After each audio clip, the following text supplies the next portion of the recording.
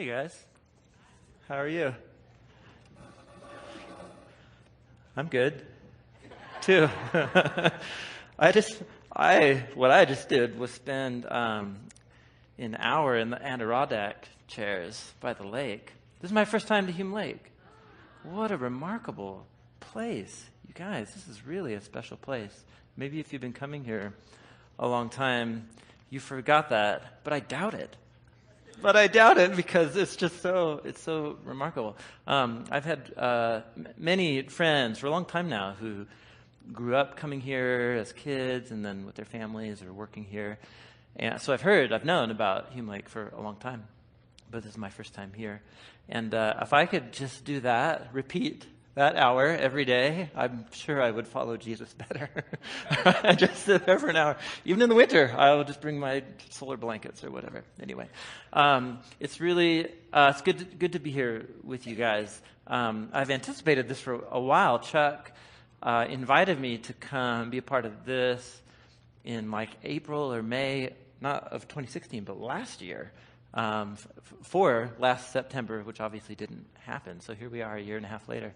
So it's really a pleasure to get to be with you. And it's been fun to meet different ones of you, not nearly all of you, but just to kind of get a read on who's here. And I know that these kinds of retreats are really crucial, where you parachute out of your own congregation and you're around people who aren't constantly asking you to do things for them, or to show up and do this thing, and you can just be yourself and be in this kind of setting with people of like mind. Awesome. So I hope that it's really renewing for you guys.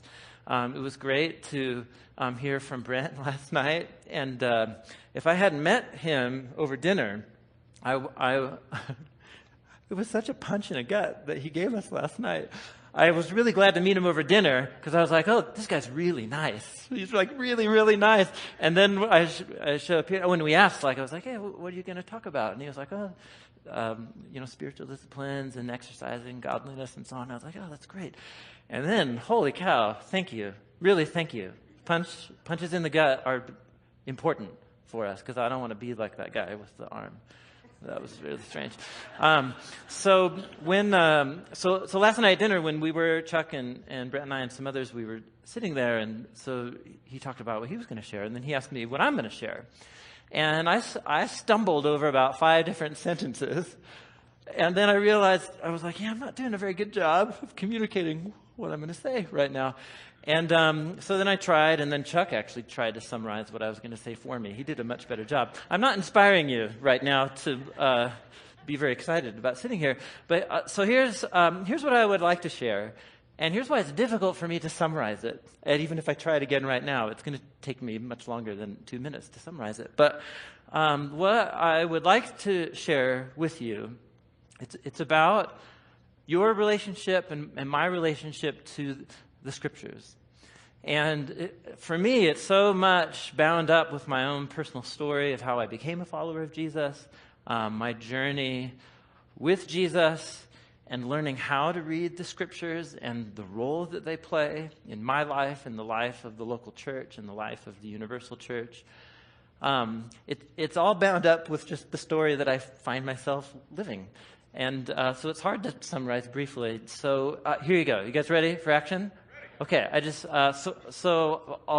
this won't be a counseling session where I tell you all my life story and problems, but it'll at least help to have some context.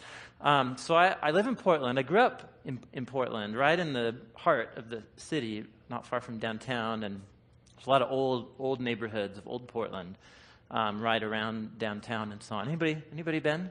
It's one of the best cities on the planet, in my humble opinion. It's a wonderful place. And my parents are Christians, and we attended church fairly regularly growing up. But the Bible, Jesus was talked about a lot in our family. The Bible didn't play a hugely significant role, however. So aside from kind of the basics of like, there's a guy named Noah, and there's a magic tree with an apple or something, and there's Jesus, and but it was all out of order, and there wasn't a huge deal that I would know these kinds of things. That just wasn't how my parents rolled. And so when I was 10 years old, I discovered the first love of my life. I was given a skateboard for Christmas, and I was so bad at team sports and music, and I didn't like playing on teams anyway, because I didn't like being around other people that much. So I got my first skateboard, and I was like, oh, this is it. And I got my first Thrasher magazine, which is one of the premier skate magazines still today. And I was invited into a whole universe of music and art and culture and clothing and the sport that became my life passion. And in Portland, we're in California, for goodness sakes, and the majority of you, I'm discovering, live in California. So this is home base for the birth of skateboarding, Venice Beach and Santa Cruz and so on. And so, but skateboarding in the Northwest, in Portland, is very different. Portland has a very vibrant skateboard culture, but it's different. Because here in California, you have monoclimate, right? And so y'all are way more extroverted because you're outside and don't have to wear as much clothing, year round, and hide from each other through your coats and jackets and hats and stuff. And so California's skateboarding culture is way more like performance driven, and you can skate all year long. But Portland is different because it rains a lot. And so it's all about finding creative solutions to the rain problem, and finding the underground parking garages and all the different, you discover a lot about your city. So I grew up skateboarding around the streets of Portland. And in Portland, skateboarding culture is way more integrated into the arts and intellectual, nerdy weirdos and bookish, depressed people, right? And that's Portland as a whole, But anyhow, so that... There you go. That became way more formative than anything going on in my family. When I was 11, my parents, I was talking about them with this recently, my parents reminded me of this talk that I had with them. I put together a list of reasons of why I was choosing to not be identified with Christianity at all, like they were. I was 11. And here's why. And so if it's cool, I don't want to go to church with you guys anymore. And they didn't swing that one. They made me attend until I was 16, and then they stopped making me go. And the fact that I was starting to sneak out of the house on Saturday nights didn't help, right? So that I could avoid going. But so there you go. That's just in terms of my background. And so Jesus was there, Christianity was there, the Bible was there, but it wasn't formative. Started in 1987, which was the year that I got my first skateboard, a ministry not far from where I grew up in the core of Portland. It was a historic church in Portland. It was started by the founder of Multnomah Bible College, which is now Multnomah University, John Mitchell. It's called Central Bible Church. And there was a guy who had moved up from San Luis Obispo to go to Multnomah, and he was a skateboarder, and he, in the back parking lot of this church, built a bunch of skateboard ramps, and would just invite their skateboarding friends to come skate the ramps in the parking lot. And then sometime during the night when they were all skating, he would get up and give a Jesus talk. And this began the ministry called Skate Church. Anybody heard of Skate Church? There's been multiple ones planted now throughout the whole country. So I started going to Skate Church because it moved inside, and it was a dry place to skateboard, and it cost $2. And yeah, there's the Jesus talk, but you just sit in the back, and sleep through it, and then you can skate the rest of the night. And so I started going to Skate Church when I was 16, and the way that Paul and the other people presented and talked about Jesus, it connected. I think season of life that I was in, but it connected and made sense in a way that it had never ever made sense before. And the Jesus I was presented with was compelling. I remember still hearing the stories about him. They base the Jesus talk off of a story in the gospel or a teaching on the Sermon on the Mount. And I remember, like, whoa, this is way more profound and significant than what I thought I rejected from growing up. And so I went regularly to Skate Church on Tuesday nights for years. And I graduated college, I graduated high school and was living in my parents' basement with no aspirations except a skateboard. I actually thought I could become a professional, which is ridiculous. I wish somebody would slap me upside the head and just be like, it's never going to happen. Move on with your life. But no one ever did that. So I kept the illusion going. And so I was that guy, like failure to launch from my parents, living in the basement. I think I'm going to skateboard, working at washing dishes at a restaurant. Anyway, so, I turned 19, and something happened, a whole bunch of series of events, and I don't have time to go into that. But all of a sudden, in the summer of 1995, who Jesus was, and all of a sudden the years of these presentations of different stories about him and his teachings, they became unavoidable to me and the point I was at in my life. And so in Wendys on 82nd and Northeast Gleason, right where it is, and I had become friends with a lot of the different guys who worked at Skate Church and so on.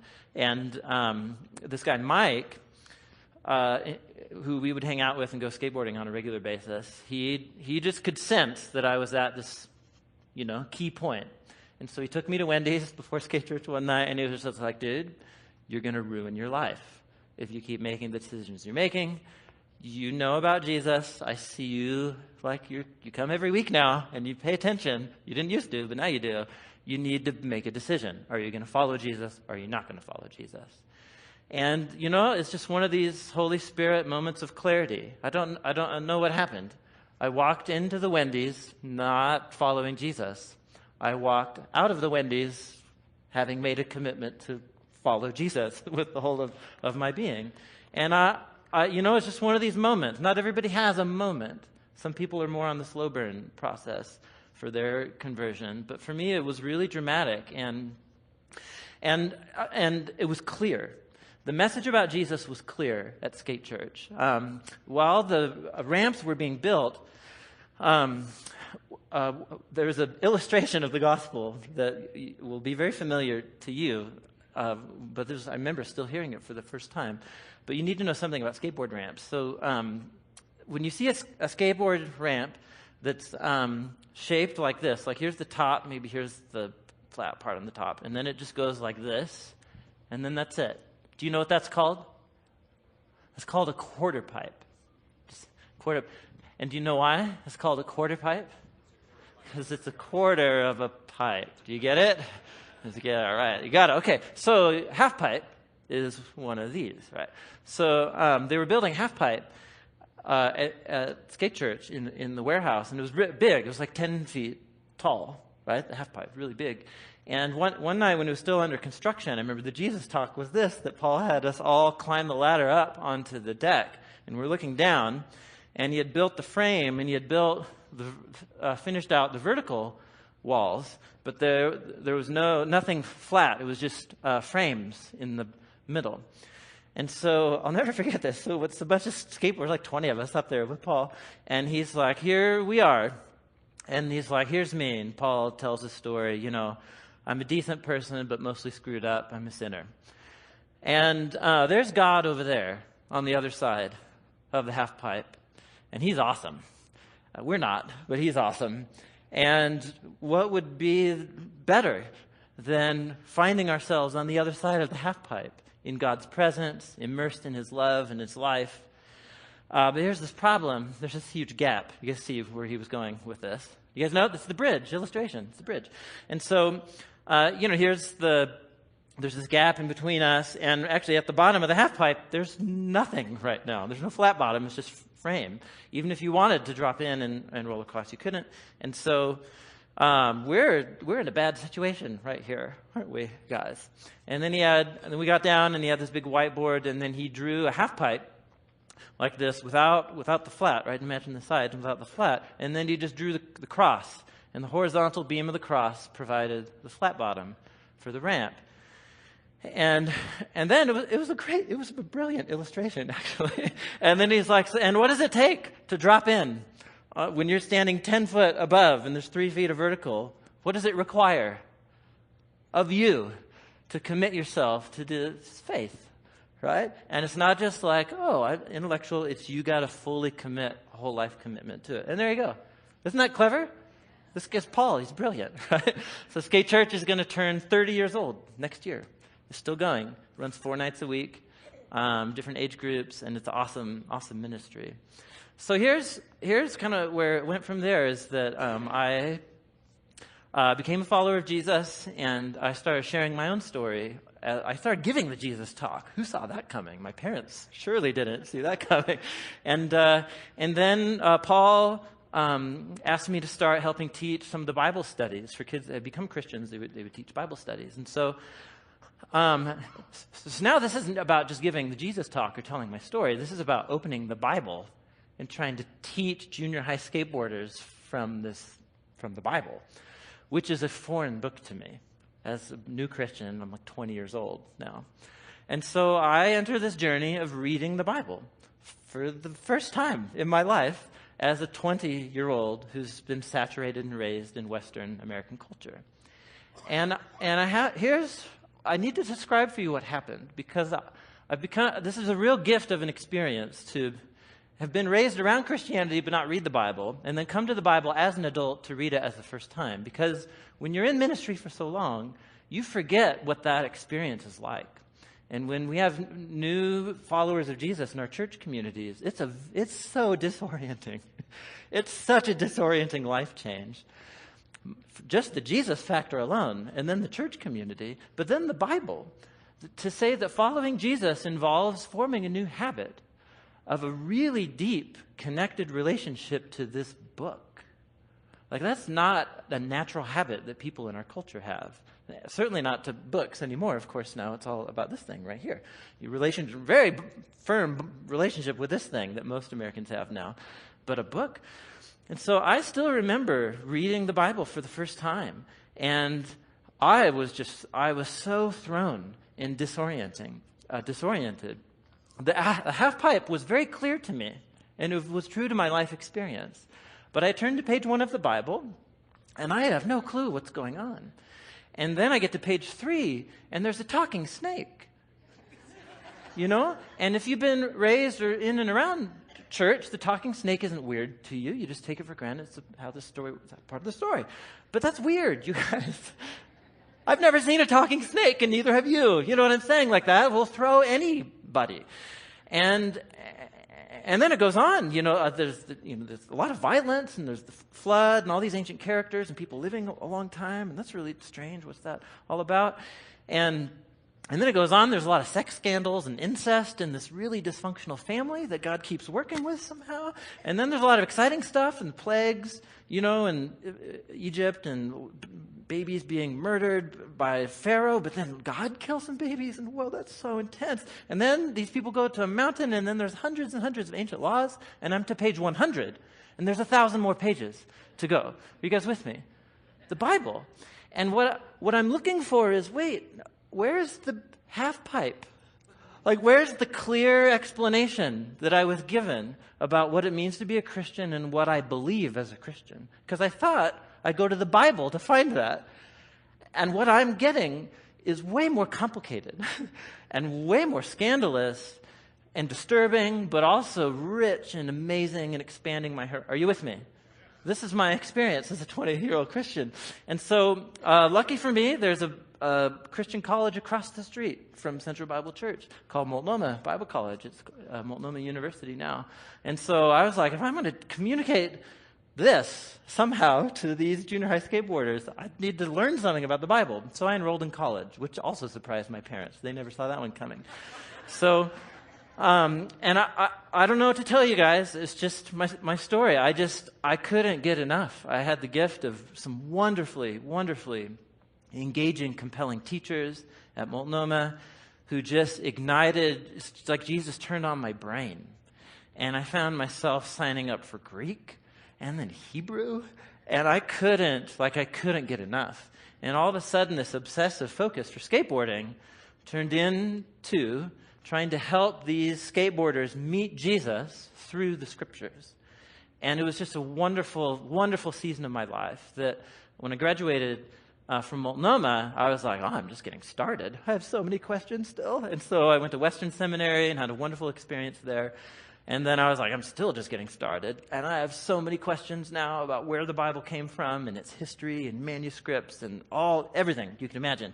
And so I was like, what do you do with a theological degree? I don't know. I guess I'll go to more school. And so my Hebrew teacher at Multnomah went to the University of Wisconsin, which has an amazing Jewish studies department, and within it, a Hebrew Bible and early Judaism department. And so it was so awesome, you guys. I would never recommend it to anybody, but I had the time of my life. And I was studied in Jerusalem for a year and immersed in Greek and Hebrew, and it was incredible. And at the same time, I came on as a teaching pastor at the church we were attending there in Madison.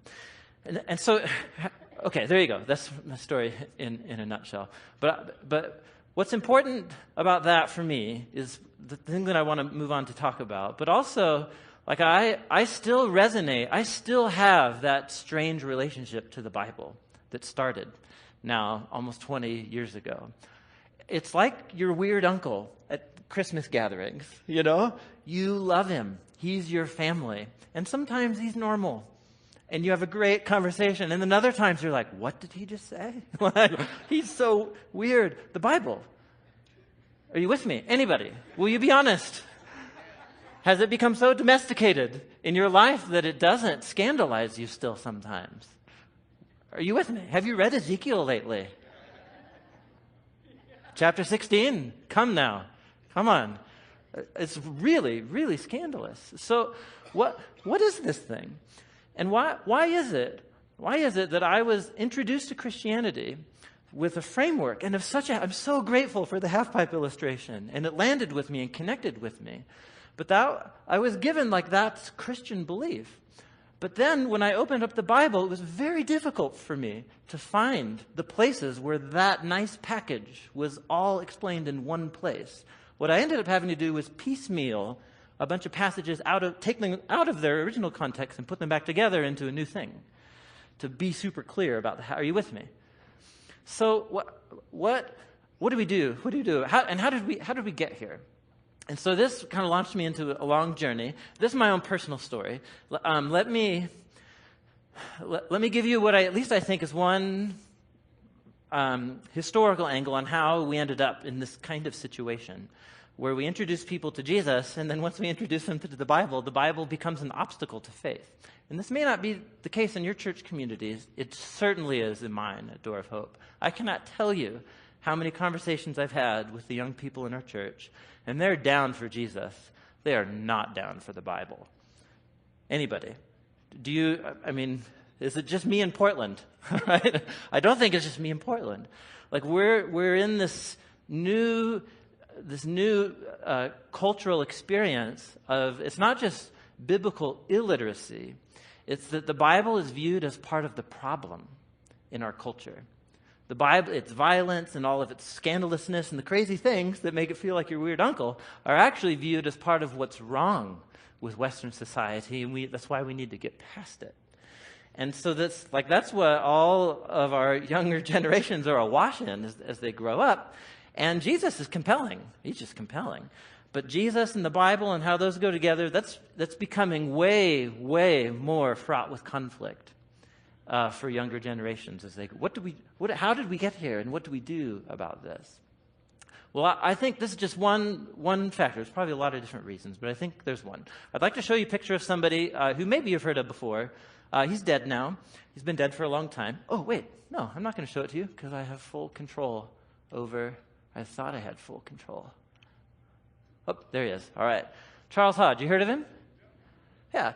Charles Hodge. He was the son of a Scottish immigrant family, and he was born in the late 1700s, and then his family moved to Boston in the early 1800s. Most of his brothers and sisters died when he was very young from yellow fever. And he survived, and his parents quickly realized that he was absolutely brilliant. And so they sent him to Princeton in New Jersey, and then he went to Berlin and all these other places to study theology and so on. And then he came back to be a professor at Princeton Seminary, and which in the 1800s, when he was there, was like the bastion of Orthodox evangelical Christian theology. It was like the seminary of evangelical orthodoxy in America. And Charles Hodge, and he had a very close working associate, another theologian. Some of you know his name? Warfield, Benjamin B. Warfield. And together, over like 40, nearly 50 years, they trained decades of generations of pastors for Christian ministry here in the United States. Their books and their writings had an enormous, enormous shaping influence. You maybe have never heard of Charles Hodge. I guarantee, if you've grown up in the evangelical Orthodox tradition here in America, how you think about your Christian belief in the Bible has been influenced by him in his writings. His magnum opus, this might seem boring to you, but sometimes boring things are good for you. His magnum opus was called A Systematic Theology.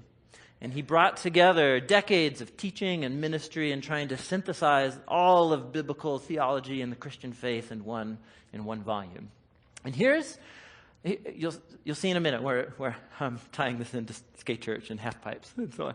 But here's how he introduces his framework for how to tie together all of what you believe as a Christian and its relationship to the Bible. Here's how he put it in the introduction. He said, the Bible is to the theologian what nature is to the man of science. It is his storehouse of facts. And his method of ascertaining what the Bible teaches is the same as that of the scientist. The duty of the Christian theologian is to ascertain and collect and combine all the facts which God has revealed concerning himself and our relation to him. These facts are all in the Bible. It's the inspired word of God, divine revelation. So it's the Bible. So we take these facts as they are, and we construct our theology so as to embrace them in all their integrity. How you guys doing? Are you bored? Okay, all right. So I don't think you should be bored. I think it's actually really interesting. But some of you might be bored, and don't feel bad about that. So look at the metaphor. He compares the Bible to a storehouse. Do you see that? Of facts, theological facts. And what you do, it's the same like a scientist who goes into like an ecosystem, into like a rainforest, and is trying to put together a whole portrait of all of the living organisms in this and how they all relate to each other as a coherent system. And so here, he talks about being a scientist or a storehouse of facts. Maybe a more modern illustration of what he's saying is that the Bible is something, it's like Home Depot. And you are trying to create this thing called your view of the world and reality and God. And you go into the Bible, and on this aisle you'll find, let's say you're doing a plumbing project or something, and you're doing a theology of the Holy Spirit, the water of the Spirit, the water of life or something. And you go to plumbing, and it's like, here's all the elbow pieces and the straight pieces and the connectors. And you go in, and you collect all the different pieces, and then you assemble them together, seeing how they fit. Do you guys get it here? That's his version. Now, that's helpful in that, do you have to piece together from many different places in the Bible, sometimes a bigger picture about God's character? Do you find all of God's character displayed on every page of the Bible? No, different character traits of God. So you have to stories about his holiness and his righteousness, his mercy, compassion, and then you put all those together into this bigger thing. But there's something here. Charles Hodge was brilliant, and he was way, way smarter than me. However, I do think that this conception of the Bible as a storehouse of facts has proved unhelpful over the long run. In this metaphor of the Bible as a storehouse of facts that we go and gather, who's the one assembling the final product? We are. Now, is that inherently bad? No. That's how we exist as human beings. We have this experience, learn this thing, we put this together into this thing we call our worldview and our view of reality. So we all do this to some degree. But the question is but is the Bible in fact a storehouse of theological facts? Is that the best way to go about relating the Bible to how I believe and come to understand things and know Jesus and follow him? And so I with fear and trembling, if he were here today, I probably even wouldn't bring it up. I would just be like, you're smarter than me, But since he's passed away a long time now, I have a little more confidence to say he was brilliant in many ways, but I think on this point, he's not helping us. And here's just a very simple way to think about why. You don't need to turn to page 1 of the Bible. I'm not quite sure why this isn't working. It works sometimes, but then it doesn't work yeah. Okay, so here's the table of contents of Charles Hodge's systematic theology. Is this clear? It's God, God's existence, attributes of God, Trinity, Jesus deity, Spirit. Is it clear? It's very clear. The halfpipe is very clear. Thank God for halfpipe illustrations and systematic theology. But the question is does the journey end there? Do I understand the Bible and its role in my life with the halfpipe illustration alone? Because when I turn to the first page of the Bible, to the first words of the Bible, here they are. They're familiar to all of us. And so Charles Hodge says the Bible is a storehouse of facts. It's like Home Depot. Would you read the first words of the Bible and conclude, this is a theology encyclopedia, storehouse? That's what the Bible is. Is that the conclusion you would draw from these words, the opening of what the Bible actually is? What kinds of books begin with these words? Narrative. I mean, it's quite obvious, right? Turn to the last page of the Bible, to the second to the last paragraph of the last book of the Bible, where the narrative comes to a close, and it ends with those who were redeemed by the slain lamb, who are priests and kings, and they will reign forever and ever. Forever and ever. It's on the last page of the Bible.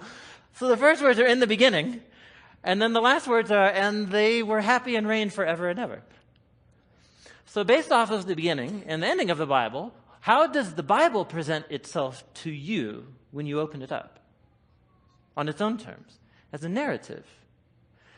And do you read an epic narrative, a big multi-layered, many subplots, huge cast of characters, right? All these different multi-level plots happening and all this poetry fit in. It's epic, right? It's like Lord of the Rings trilogy, if you've read it. And if you haven't, you're not truly living as a human being. You need to read the Lord of the Rings trilogy. And so do you approach the Lord of the Rings trilogy in the same way that you approach, Encyclopedia Britannica?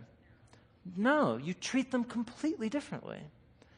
And the way that you let them shape how you believe things is very, very different. And I'm all for constructing bigger theology out of the Bible, but I think we need, first things first, we need to come to the Bible and submit to it as it presents itself to us on its own terms, which is a unified story that leads to Jesus and that invites people to know personally this Jesus who stands at the center of its entire storyline. And that will affect what we believe, that will shape how we live.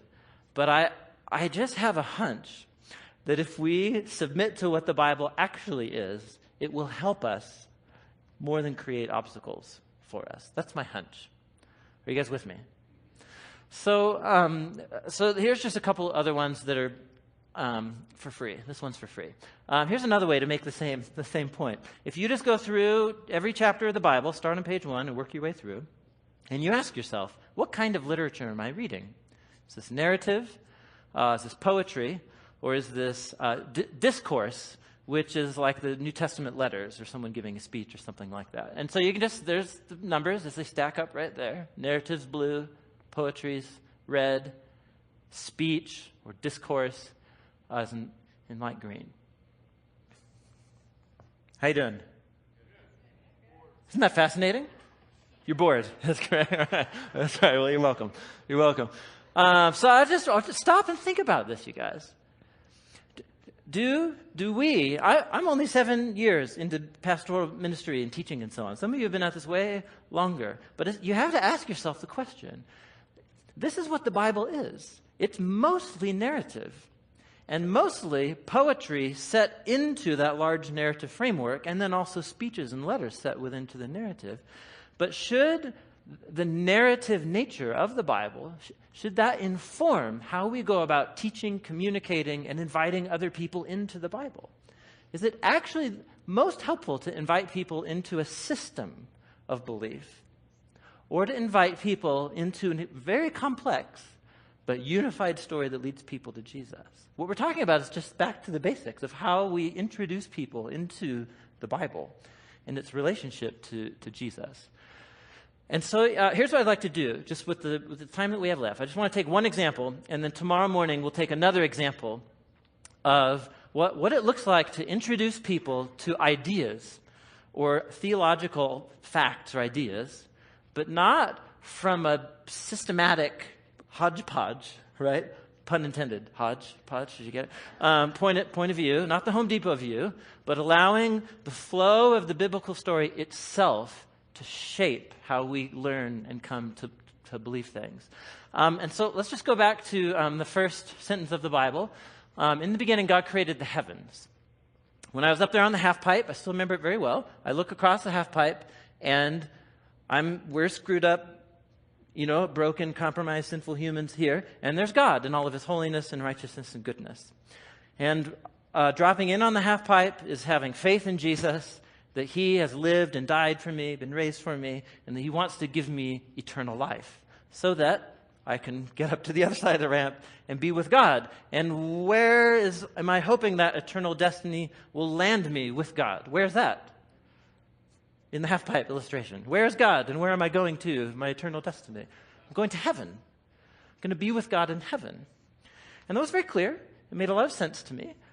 I will never forget actually reading the Bible for the first time and being so confused about the word heaven in the Bible. Because I couldn't find anywhere in the Old Testament the use of the word heaven to describe what Paul was describing in the Halfpipe illustration. Here's what I mean. The word heaven appears in the first sentence of the Bible. And is it describing a cloudy city in the sky where God dwells? Is that what the word heavens refer to? It just means the sky. In the beginning, God made what's up there and what's down here. Oh, heaven is the word for sky. Now, are there places in the Old Testament where God's dwelling place is located in the sky? Yes, here's one of them. The Lord's established his throne in the heavens, and his kingdom rules over all. Now, this is very interesting. If you look at every time that God's presence in the heavens is mentioned, 9 times out of 10, it will be associated, somewhere in the context, will be God's kingship and rule. In other words, it's about God's presence is located in the heavens because it's the place from which he has the sovereign vantage point over all of humanity. Psalm 9 says his throne is in the heavens, and from there he examines all of humanity. So when the biblical authors want to talk about God's transcendent nature, his rule over all, they'll locate his presence in heaven. But does God only live in heaven? Well, no. Solomon, for example, built this really, really cool building called the Temple in Jerusalem. And some of you know the story. When he finished building it, this is in 1 Kings chapter 8, he has this great dedication ceremony. And then after the dedication ceremony, God's presence shows up in this really dramatic way, cloud and fire and so on. But here's what Solomon says before God's presence shows up in the temple. He says, but can God really dwell here on earth? The reality is the heavens, even the highest heavens, can't contain you. How much less this temple that I've built. So wait, where does God live? Does he live in the sky? But Solomon's saying, no, he's invited God to live here on earth. But then he just said, no, actually you don't live here, or even the heavens can't contain you. You're like, wait, well, where does God live? And then you go read Psalm 139, where David says, where can I go from your spirit? Where can I flee from your presence? If I go up to the heavens, oh, you're there. But if I go down to the depths, you're there too. So where does God live, according to the Bible? Where am I trying to get to when I drop in on the Halfpipe to go be with God? In the ocean? In the sky? In a temple in Jerusalem? Those plane tickets are expensive. How do I get... So here's our storehouse effect.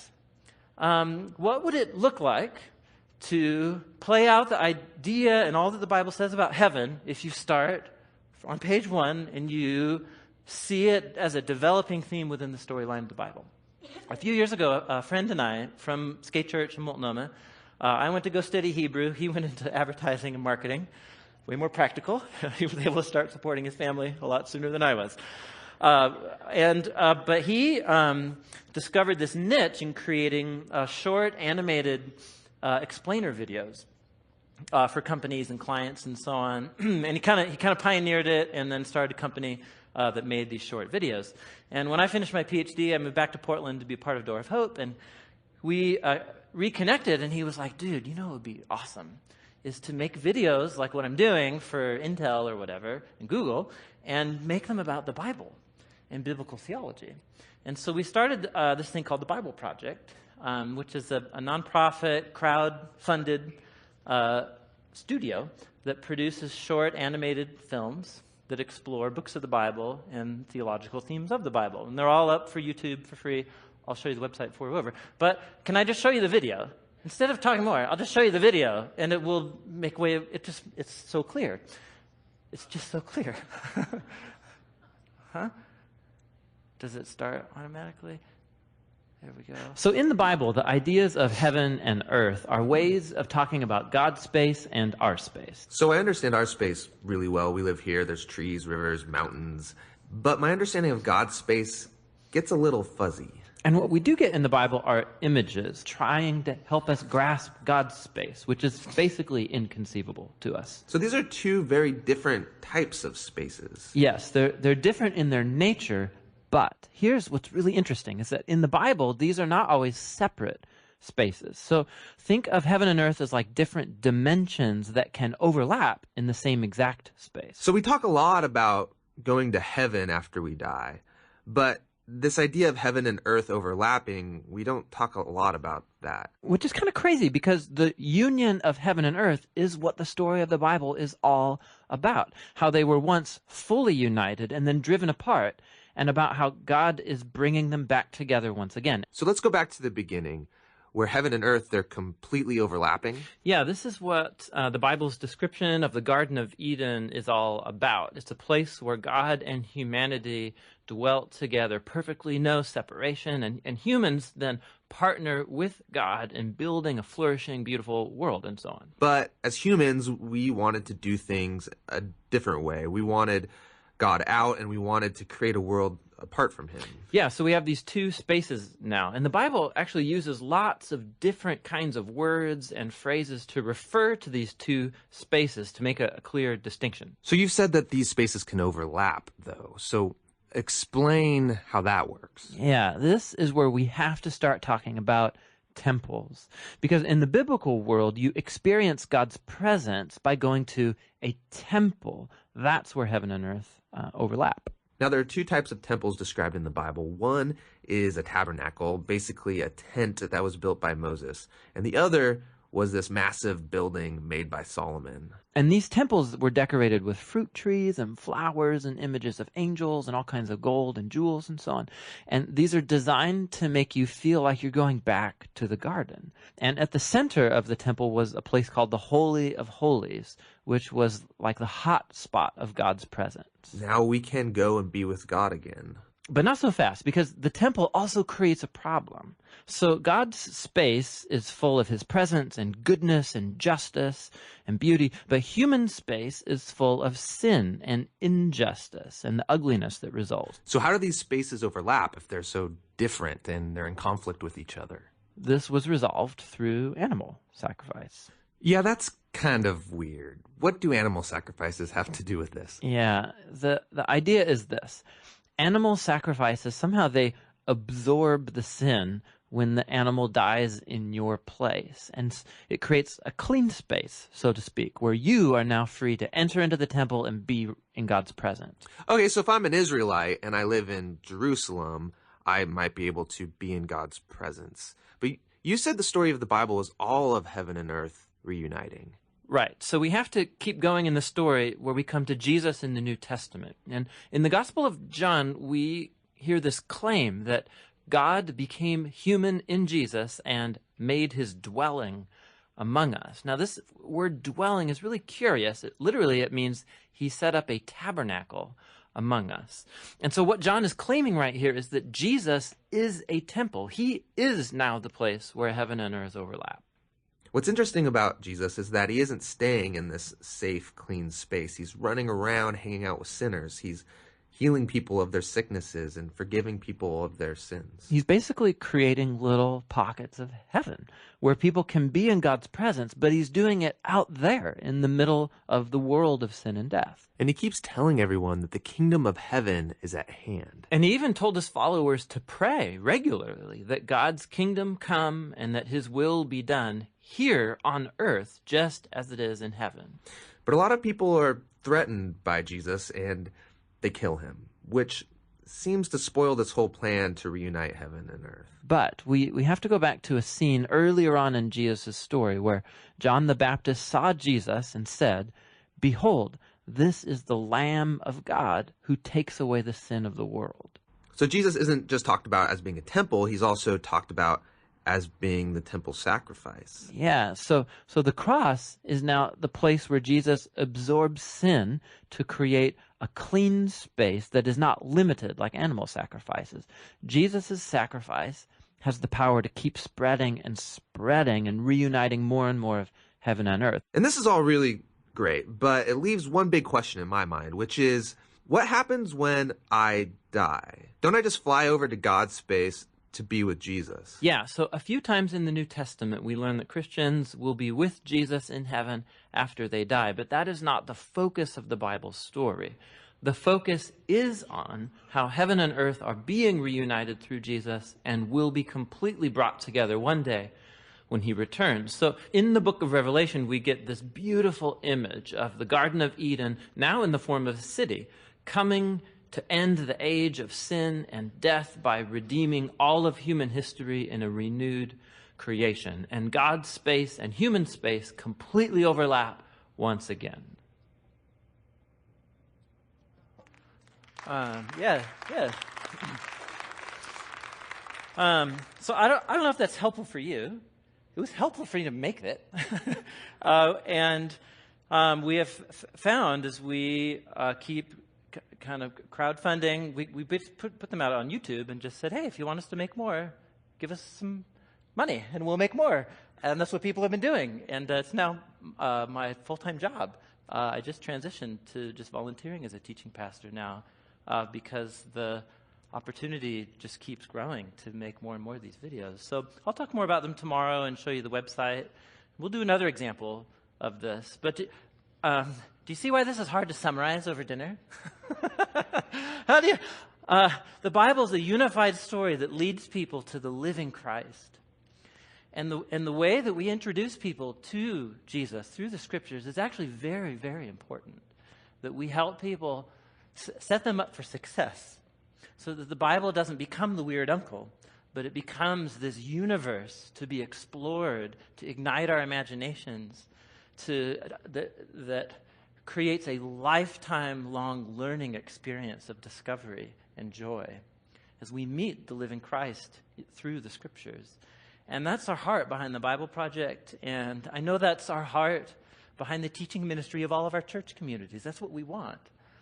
And so to the degree I think that we can reframe what the Bible is and how it presents itself to us as this unified story that leads to Jesus, I think the Spirit can lead us into a new direction.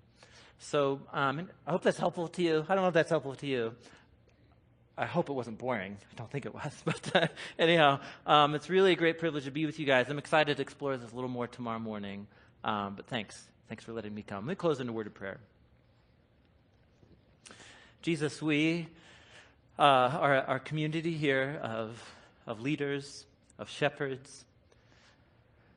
Jesus, you have changed us, and we've met your grace and your love, your profound teaching and wisdom that changes us and is changing the people in our churches. And we want people to know you, Jesus, and we want people to know you through the Scriptures as the God-given, the Spirit-inspired gift of the Scriptures to know you.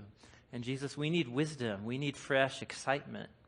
We need a fresh vision of what it means to introduce our churches to you through the scriptures. And so we just ask that as we're here, as we step out of our weekly and monthly rhythms, that you would inspire us with a new sense of who you are to our church community. So we're grateful for you and for the gift of the scriptures, Jesus. We pray in your name. Amen.